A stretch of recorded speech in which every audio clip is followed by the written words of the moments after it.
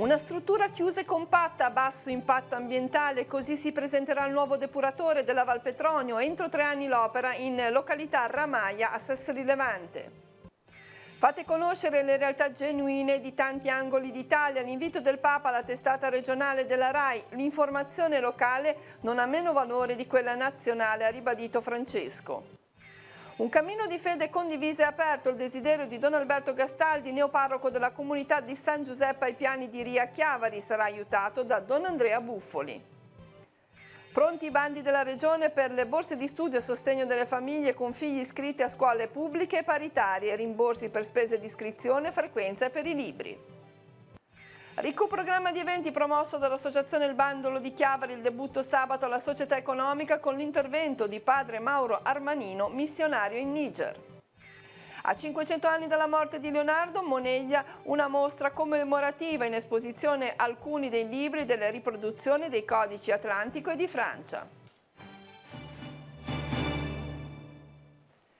Buonasera a tutti, ben arrivati a Tigullio. Oggi, questa mattina, a Sestri Levante è stato presentato il progetto definitivo del depuratore che servirà la Val Petronio. L'impianto sarà realizzato entro 3 anni in località Ramaia ed è stato progettato in accordo con il comune che ha sollecitato alcune modifiche. Ireti ha studiato una struttura del tutto chiusa e compatta che permetterà il minore impatto possibile sull'ambiente circostante. Sentiamo.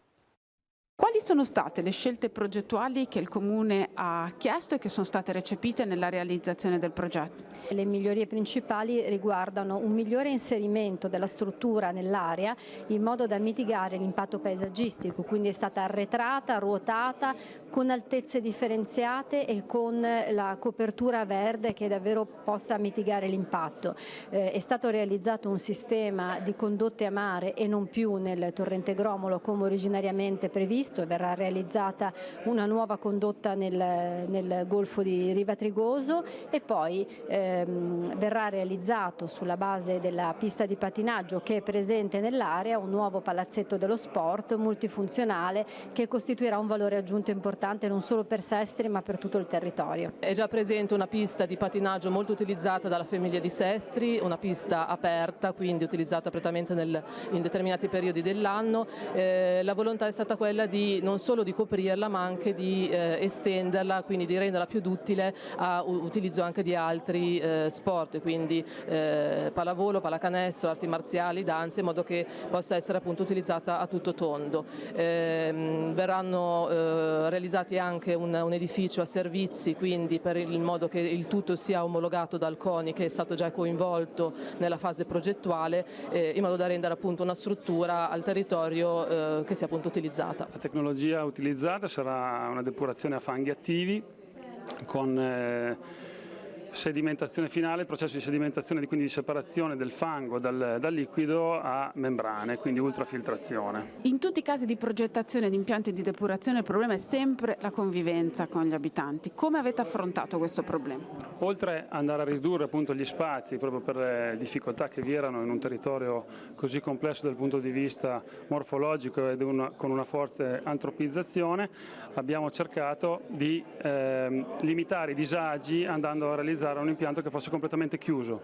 Questo ovviamente limita, oltre all'aspetto visivo di quelle che sono le installazioni delle macchine, delle vasche, di tutti i processi esistenti, anche il problema principale che è quello dell'emissione degli odori. Quindi tutto quello che è all'interno rimane all'interno perché viene mantenuto in depressione, leggera depressione tutto l'edificio e viene trattato localmente prima di essere emesso da un camino che avrà una collocazione puntuale alla distanza maggiore possibile dagli edifici circostanti.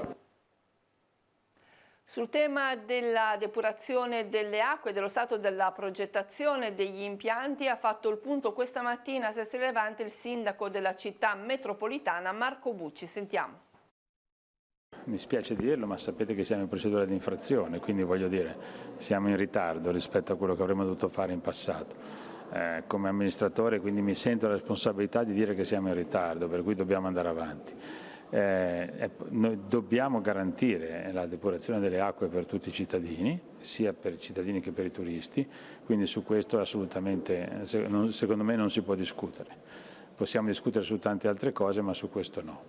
Noi ci siamo impegnati come città metropolitana, il progetto è stato fatto e anche a fare un veloce iter burocratico di approvazione. Sapete che ci sarà da fare la via, ci saranno da fare tante cose, però noi faremo tutto il possibile come città metropolitana per accelerare i tempi. Ci sono poi altre attività attorno al manufatto, da uffici ad aree gioco, ad aree verdi, eccetera, e questo è un buon discorso di compensazione per quello che riguarda la struttura della città e dei dintorni della città di Sestri Levante. Quindi io sono convinto che sia un bel lavoro, il lavoro sta andando avanti e oggi noi annunciamo la fine della progettazione, cioè abbiamo in mano un progetto che andrà attraverso gli iter burocratici di Regione e Città Metropolitana che ci impegniamo noi a fare in modo che siano estremamente veloci. Abbiamo impianti ovunque oramai, non siamo a posto, ci faremo quello di Nuova Chiavari ovviamente, e abbiamo alcuni impianti che vanno risistemati, tipo Santa Margherita, tipo Cogoleto, eccetera, però voglio dire, stiamo lavorando e quindi andremo avanti. Il consigliere comunale di minoranza Sestri Levante Marco Conti sollecita un'azione da parte dell'amministrazione comunale affinché venga effettuato uno screening sulle palme del lungomare in cui si verifichi la loro stabilità. Molte delle piante sono state attaccate dal punteruolo rosso, un pericolo anche per l'incolumità pubblica. L'ultimo episodio si è verificato il 13 agosto scorso, quando una palma malata è collassata precipitando sulla passeggiata e sulla pista ciclabile, fortunatamente senza alcun ferito. Conti chiede quali verifiche siano state effettuate e quali interventi si intendano intraprendere a tutela della sicurezza delle persone e delle cose.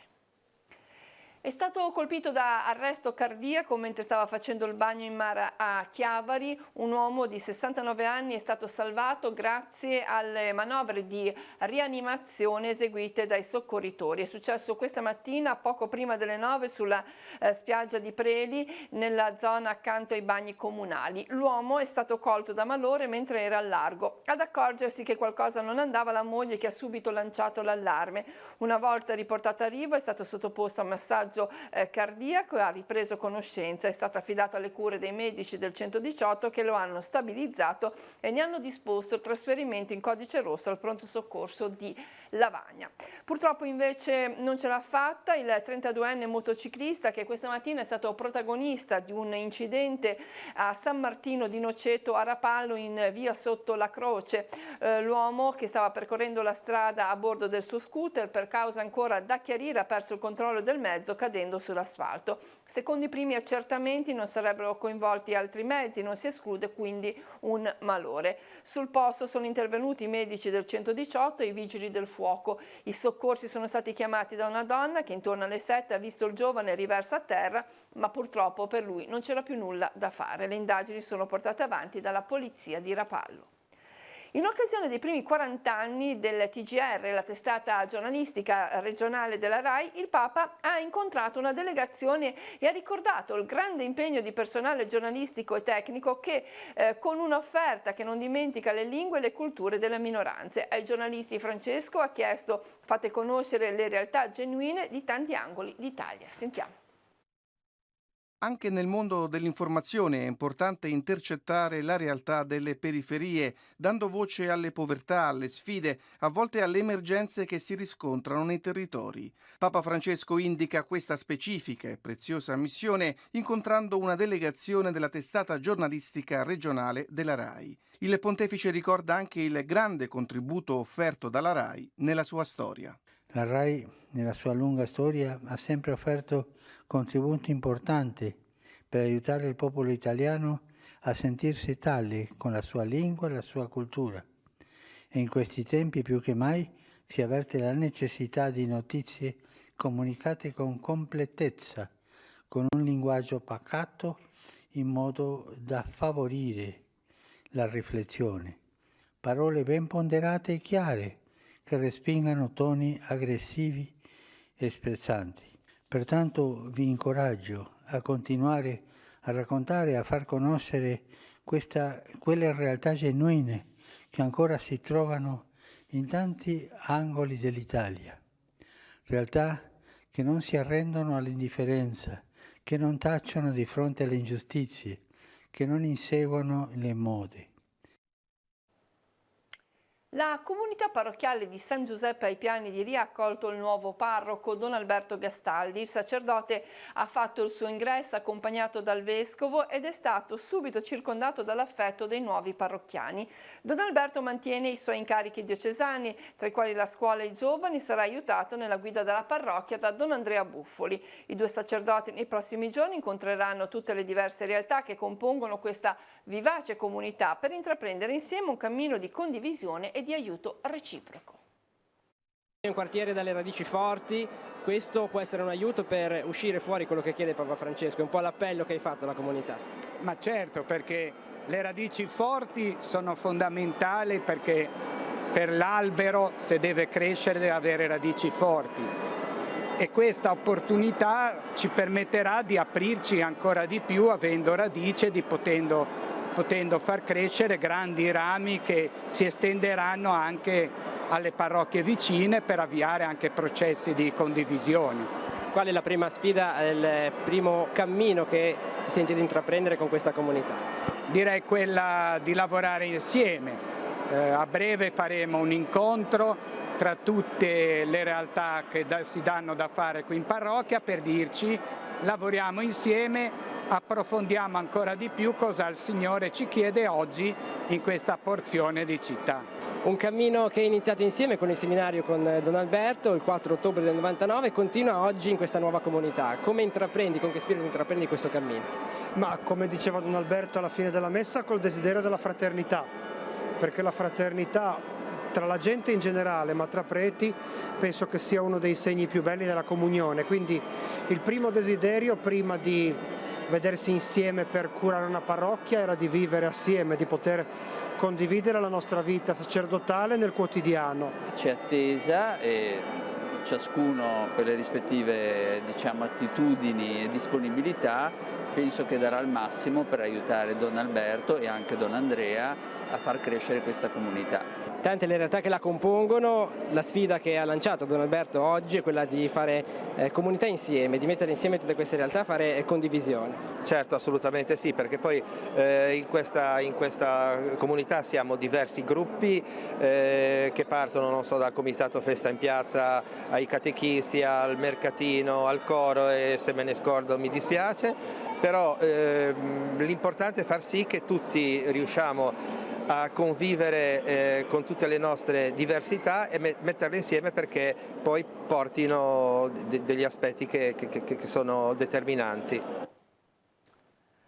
Primo momento di confronto in comune a Rapallo tra amministrazione e rappresentanti del forum delle associazioni familiari del Tigullio. L'intenzione è quella di avviare un percorso di lavoro congiunto in virtù di quanto previsto dal protocollo d'intesa siglato dal comune e dal forum. Il primo atto sarà l'istituzione di un tavolo della rete familiare con l'obiettivo di individuare le esigenze presenti sul territorio e attuare specifici interventi, servizi e iniziative volte a migliorare la qualità di vita e il benessere delle famiglie. Intento dell'amministrazione comunale è inserire misure concrete a sostegno della famiglia già nel prossimo bilancio preventivo. E a sostegno della famiglia vanno anche i bandi delle borse di studio aperti dalla Regione Liguria, destinati sia a famiglie con figli che frequentano le scuole pubbliche sia quelle che li hanno iscritti in un istituto paritario. Due diversi bandi, uno dedicato alle spese di iscrizione e frequenza, l'altro a quelle di acquisto dei testi scolastici.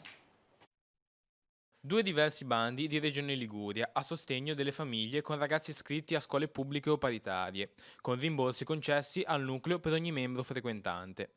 Il primo prevede rimborsi sulla base delle spese sostenute per l'iscrizione e la frequenza, per un massimo di 600 euro per la scuola elementare, 800 per le medie, 1100 per le superiori. Le domande sono da compilarsi online sul sito www.aliseo.liguria.it dal 1 ottobre al 30 novembre. Sono quelle borse di studio che vanno alle famiglie che hanno un reddito sotto i 50.000 euro di ISEE, quindi è tanto, è molto alto il livello e l'abbiamo alzato volutamente, possono fare domanda per avere il sostegno per l'iscrizione dei propri figli a queste scuole, come le Gianelline o come tutte le altre scuole paritarie di ogni ordine e grado della Regione. Siamo riusciti come Giunta regionale ad avere una capienza di bilancio tale confermando i livelli dello scorso anno, che ci permette di dire che anche quest'anno saranno soddisfatte tutte le domande. Lo scorso anno abbiamo soddisfatto più di 1000 famiglie. Sarà così anche quest'anno, è stato fatto uno sforzo da Regione Liguria. Il secondo riguarda rimborsi per le spese sostenute nell'acquistare libri di testo, con un tetto di 800 euro per i ragazzi frequentanti le scuole medie, 1100 per le superiori. Le domande sono da presentare nella segreteria dell'istituto frequentato entro il 30 novembre, redatte su modelli scaricabili da www.aliseo.liguria.it. Per entrambi i bandi i rimborsi sono attribuiti alle famiglie secondo una graduatoria decrescente e differenziata in base alla percentuale di incidenza delle spese scolastiche sulla situazione del reddito. Le famiglie prese in considerazione sono solamente quelle con ISEE inferiore a 50.000 euro. Continuiamo a parlare di scuola. Hanno preso avvio le lezioni in tutte le realtà della Liguria, anche al centro di formazione professionale del villaggio del ragazzo. Sentiamo. Crescere e diventare ragazzi e ragazze cittadini del domani. Sotto questo auspicio e proposito è suonata la campanella anche al centro di formazione professionale del villaggio del ragazzo. Al centro di San Salvatore di Cogorno, dove sono partite le classi prime dei corsi operatore elettrico, operatore del legno e operatore meccanico, i ragazzi hanno incontrato il presidente dell'ente fondato da Don Nando Negri, prete Rinaldo Rocca, e il direttore dell'area educazione e formazione al lavoro del villaggio. Le aspettative per i ragazzi sono tante e l'impegno per mantenerle sarà altrettanto. Inizia questo anno scolastico 2019-2020 al villaggio del ragazzo, formazione professionale. Come tutti gli anni il volto soprattutto dei ragazzi che hanno terminato la scuola media è il volto di chi ha speranza, curiosità, timori. Ma come abbiamo detto stamattina nel primo incontro, sicuramente troveranno un ambiente che li saprà accogliere, li saprà far crescere, che è la cosa più importante, e farli diventare ragazzi e ragazze cittadini del domani. Il villaggio del ragazzo, come sempre, sarà a disposizione dei ragazzi non solo sul piano professionale, ma anche su quello che è il loro percorso di vita. Quindi cercheremo di stimolarli sotto ogni punto di vista, a sviluppare i propri talenti e a farli crescere davvero sotto ogni profilo, facendoli diventare uomini e donne del domani. Sono aperte le iscrizioni ai corsi di musica dell'Istituto Diocesano Monsignor GB Campodonico, che offre lezioni di organo, pianoforte, canto, canto corale e canto gregoriano. Per informazioni e iscrizioni ci si può rivolgere alla Curia Vescovile in piazza Nostra Signora dell'Orto o chiamare il numero 0185 590 530. Con la testimonianza di padre Mauro Armanino, missionario della SMA in Niger, si apre la stagione di eventi promossa dall'Associazione Culturale Il Bandolo a Chiavari. Un ricco programma che toccherà diversi temi con uno sguardo aperto al territorio e al mondo. Convegni, concerti, mostre, oltre 50 eventi su temi ad ampio respiro. L'Associazione Culturale Politica Il Bandolo è pronta ad una nuova stagione di iniziative che saranno promosse sul territorio e per il territorio. La mission del Bandolo è quello di coinvolgere il maggior numero di cittadini sulle iniziative che portiamo avanti da 10 anni. Il successo di quello che abbiamo fatto in passato ci conforta e sicuramente ci incoraggia ad andare avanti. Noi lavoriamo, come si dice, a largo spettro, non seguiamo un filo logico, decidiamo di mese in mese cosa proporre e con grande fortuna finora siamo riusciti ad andare avanti. Il primo incontro sarà il 21 settembre nella sala Ghioschiffini della Società Economica di Chiavari. In collaborazione con l'associazione Verità per Giulio Regeni, il Tigullio non dimentica, verrà portata la testimonianza di padre Mauro Armanino sul tema liberi di partire, liberi di restare, l'utopia degli altri. Nell'immediato avremo sicuramente padre Armanino, che sarà sabato prossimo. È una persona che è molto conosciuta, è un missionario che ha lavorato lungamente in Niger, ha vissuto delle esperienze terribili e adesso è ritornato, diciamo, a visitare la famiglia a Casarza, per cui non potevamo farcelo scappare.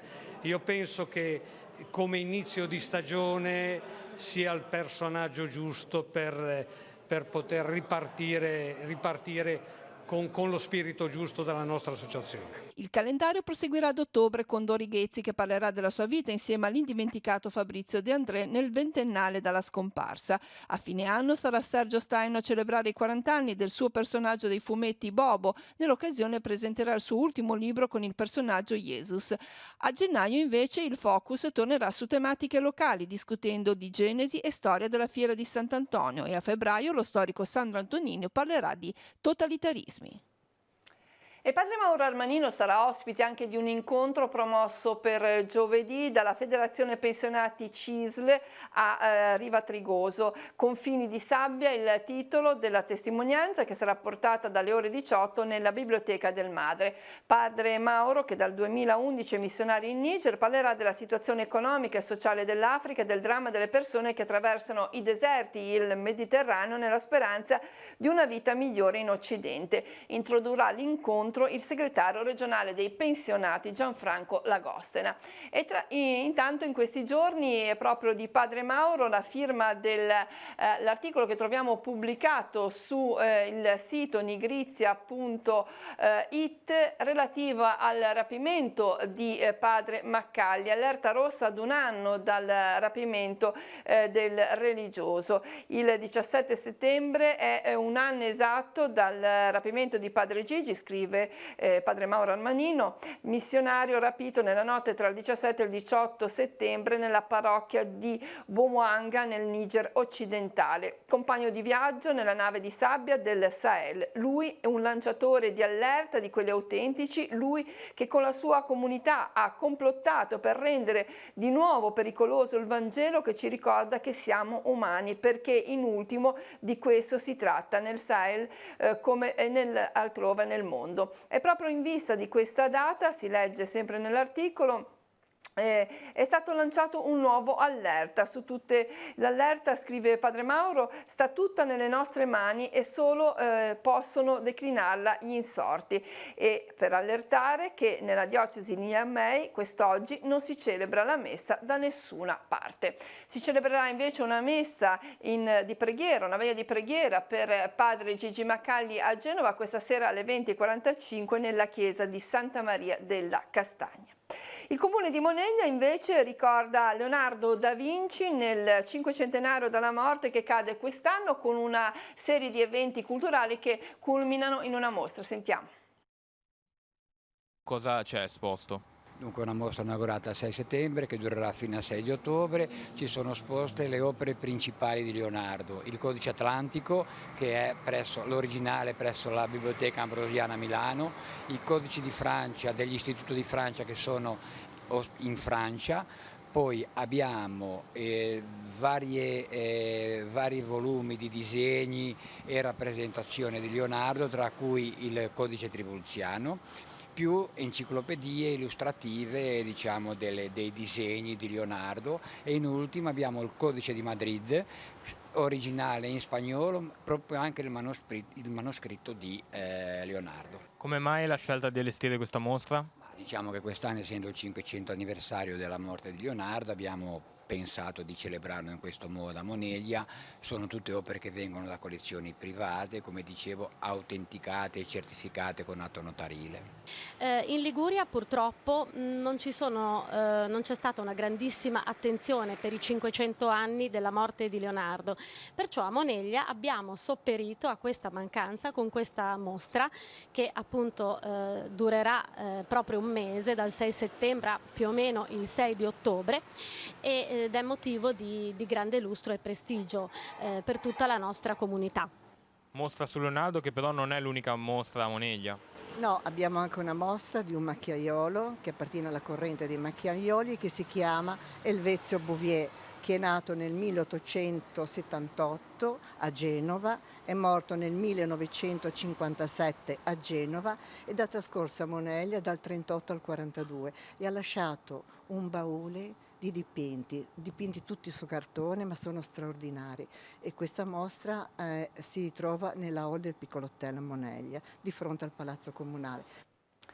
Intervento dell'Eli Soccorso oggi pomeriggio a Rezzo Aglio in Val d'Aveto. È successo poco prima delle 16, un uomo di 63 anni allergico, mentre si trovava in località Tecchi, è stato punto da un insetto. Data la zona impervia e la potenziale pericolosità della situazione, è stato chiamato appunto l'elicottero che lo ha raggiunto e ha permesso ai soccorritori e ai medici del 118 di visitarlo. Fortunatamente le condizioni del 63enne non sono risultate gravi e l'uomo ha rifiutato il ricovero in ospedale.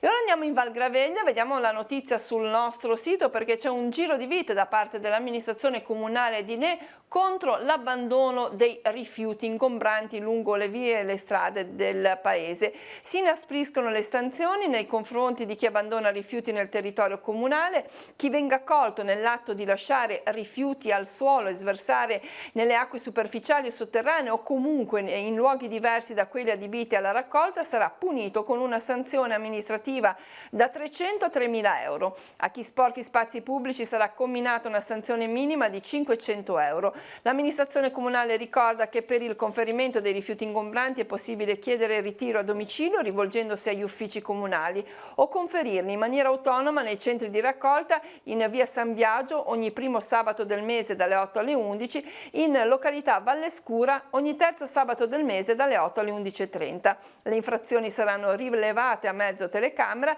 sistema che ha già consentito di individuare e sanzionare trasgressori per un ammontare di multe superiore ai 4.000 euro.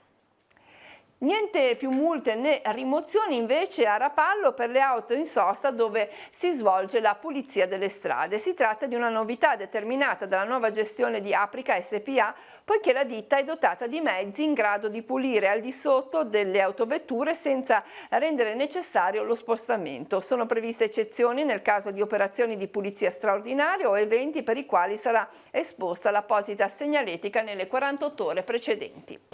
Nuove divise per i dipendenti di Poste Italiane. I portalettere delle province liguri si contraddistingueranno con i caratteristici colori giallo, blu e grigio, ma potranno contare su indumenti caratterizzati da un design che unisce funzionalità con l'estetica. Questo anche in funzione del nuovo ruolo che sono oggi chiamati a svolgere i postini, non solo per consegnare la corrispondenza, ma anche per il recapito dei pacchi e altri servizi digitali. Ai portalettere sarà dato in dotazione un palmare che permetterà loro di offrire servizi come il pagamento dei bollettini di conto corrente e l'invio di una raccomandata direttamente dal domicilio. La nuova organizzazione del recapito inoltre introdurrà importanti innovazioni come le consegne previste anche nel pomeriggio e nei weekend. Ora sfogliamo l'agenda di Telepace per la giornata di domani.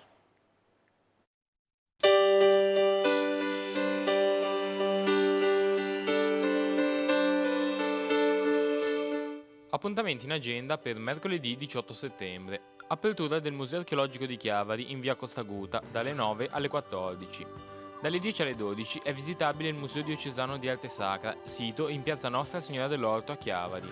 Proseguono le conferenze del ciclo Santa Incontra organizzate dall'associazione Aisaia Berlin. Alle 11:30 l'incontro con Mario Roi, sovrintendente del Teatro Carlo Felice di Genova, nello spazio aperto di via dell'Arco di Santa Margherita Ligure. Apertura alle visite del Museo del Merletto di Villa Tigulia Rapallo dalle 14:30 alle 19:30. Secondo concerto del ciclo Antico e Moderno presso la Galleria Nazionale di Palazzo Spinola a Genova. Alle 17:30 l'esibizione del violinista Pier Domenico Sommati. Concerto del polistrumentista americano Johnny Sansone insieme ai The Gamblers al Blue Seagull Pub di Chiavari. L'inizio alle 22. E chiudiamo con lo sport parlando di nuoto. Il campione paralimpico Francesco Bocciardo, appena rientrato da Londra con 5 medaglie, è stato ricevuto questa mattina nella sede del Consiglio regionale dal presidente Giovanni Toti e dall'assessore allo sport Ilaria Cavo. Il mondiale di nuoto paralimpico, la nazionale azzurra ha sbaragliato la concorrenza arrivando prima nel medagliere. Un pezzetto del successo nazionale è stato scritto dal ligure Francesco Bocciardo, 2 volte campione del mondo in una settimana nei 200 e nei 100 stile libero. Con questa notizia si conclude il nostro telegiornale, l'informazione di Telepace ritorna domani mattina alle 7:30 con il buongiorno, la rassegna stampa in diretta e poi alle 12:45 con la prima edizione di Tigullio Oggi. Vi ricordo che l'informazione continua al canale 187 di Telepace News. Grazie a tutti dell'attenzione e buon proseguimento di serata.